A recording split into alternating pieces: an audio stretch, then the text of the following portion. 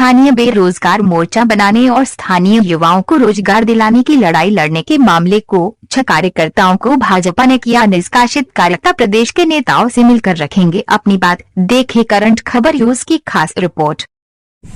ये सबसे पहली बात है कि हम लोग स्थानीय बेरोजगार मोर्चा के बैनर तले जो है हम लोगों ने युवाओं को स्थानीयता के आधार पर अडौनी एवं राजमहल परियोजना में रोजगार के लिए हम लोग जैसे कोरोना काल के ही समय से यह लगातार हम लोग आवाज उठाते रहे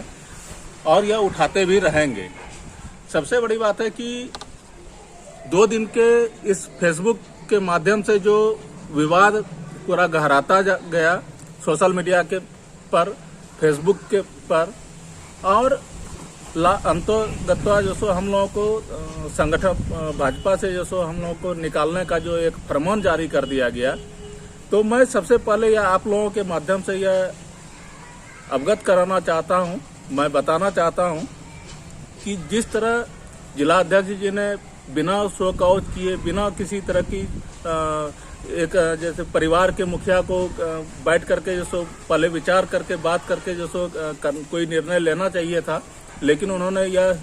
इसको उचित नहीं समझा और हम लोगों को रोजगार के नाम पर जो सो मांगने के नाम पर जो सो हम लोगों को जो निकालने का उन्होंने फतवा जारी किया है। तो मैं सबसे पहले तो यह जिला के सभी युवाओं को मैं बोलना चाहूँगा कि एक इस तरह की 100 पार्टियों से भी मैं निष्कासन मंजूर है, लेकिन मैं युवाओं को रोजगार के लिए लड़ता रहूँगा। दूसरी बात, जो फेसबुक के माध्यम से माननीय सांसद जी ने अपने वॉल से जो सो एक पोस्ट किया था,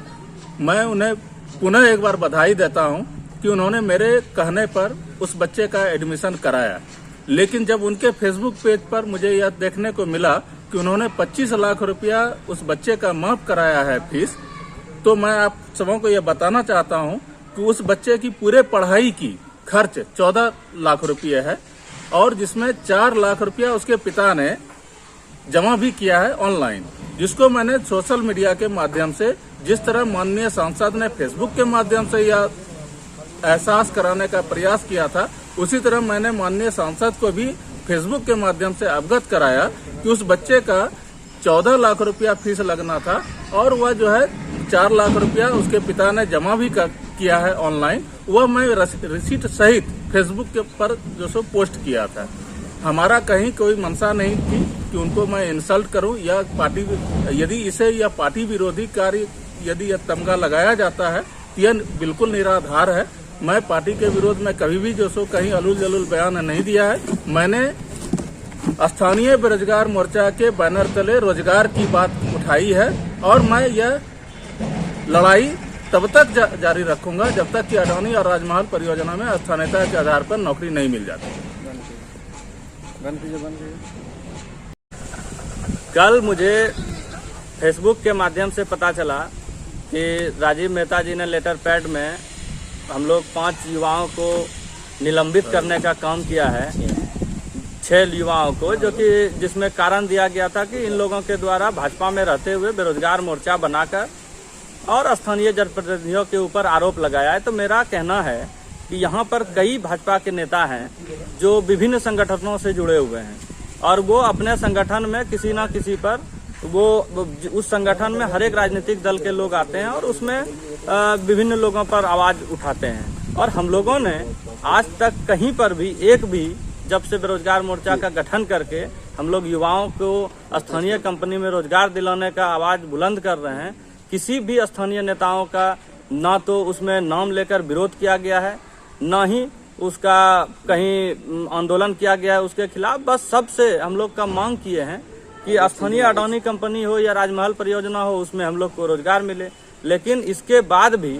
इस रोजगार मांगने के बाद अगर हम लोग को कहा जाता है कि आप लोग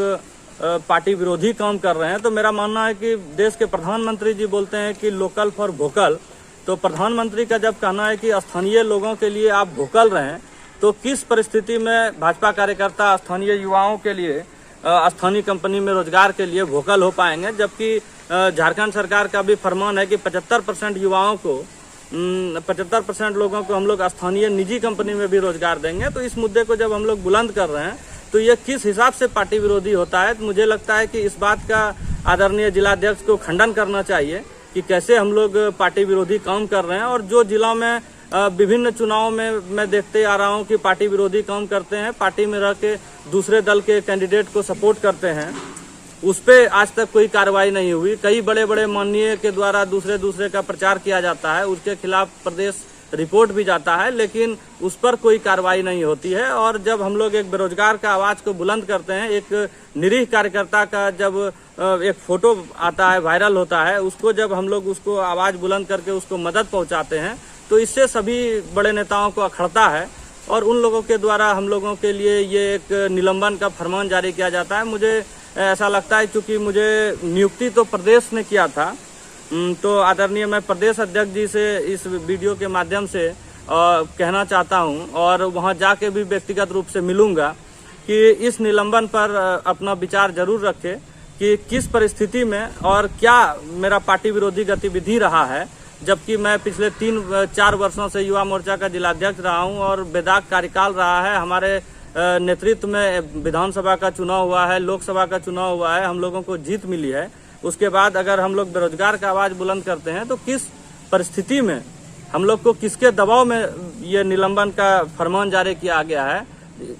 इसका खंडन होना चाहिए। और इससे हमको लगता है कि यहाँ के कार्यकर्ताओं को और कोई कार्यकर्ता बोले नहीं किसी के खिलाफ में, तानाशाही रहे, कोई एक कार्यकर्ता जो उचित मुद्दा है उसका भी आवाज बुलंद नहीं करे। इसके लिए ये निलंबन किया जा रहा है कि और जो छोटे कार्यकर्ता हैं उसके फन को कुचलने का काम किया जा रहा है। गोड्डा में मुझे लगता है कि एक तानाशाही संगठन के अंदर तानाशाही